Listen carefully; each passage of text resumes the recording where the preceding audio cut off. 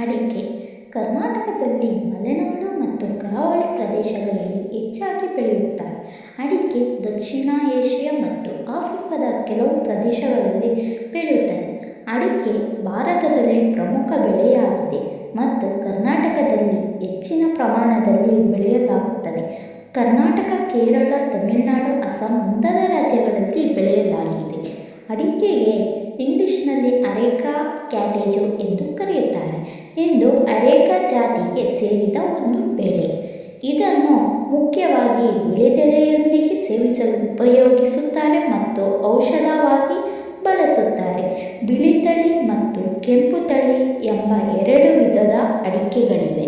ಬಿಳಿ ಅಡಿಕೆಯನ್ನು ಮಾಗಿದ ಕಾಯಿಗಳನ್ನು ಕೊಯ್ದು ಒಣಗಿಸಿ ಉತ್ಪಾದಿಸುತ್ತಾರೆ.